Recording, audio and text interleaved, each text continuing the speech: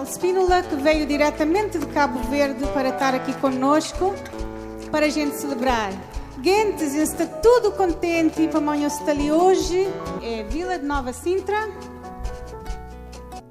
Nova Sintra, Vila de Morna, uma flor, morada de Eugênio, nosso poeta de amor. Nova Sintra, outrora, foi vaidosa, fresca, meiga e carinhosa, na luz de candeeiro e serenata. Vou viver mocidade, vou conhecer realidade, vou entregar coração, vou encontrar desilusão,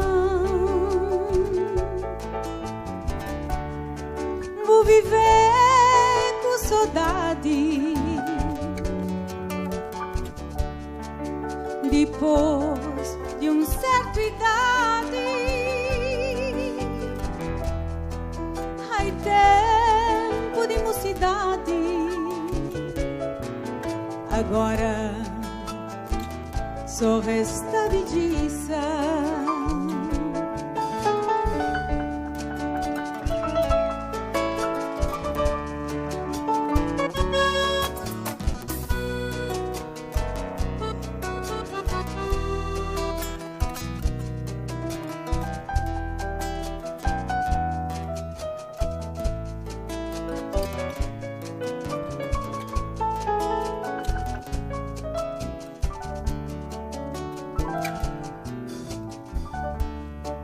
Vou viver mocidade,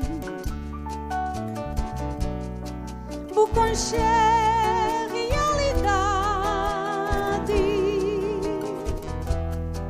vou entregar coração, vou encontrar desilusão, vou lembrar com saudade. Depois de certa idade, ai, tempo de mocidade, agora só resta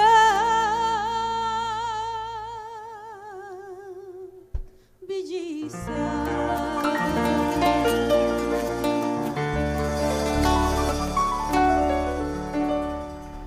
Obrigada, thank you. E por isso só te falta para aquele diploma de homenagem de soca. Mas antes daquele diploma, eu quero falar duas coisas. Duas coisas que te representa e aquele momento ali. Tem um filósofo grego que fala, mas a harmonia do invisível é mais forte que a harmonia do visível. E agora cita-nos um poema com tradução de um grande escritor mexicano que é Prêmio Nobel de Literatura, que é Otávio Paz, que está falando assim, é tradução. Ora é transparente. Se pássaro é invisível, no teu olho a cor de ser subiu. Que ali está tudo para aquele momento ali. E gosto de entrega diploma de homenagem de soca, Sociedade Cabo Verde de Autores, para Gardénia Berros. Obrigada.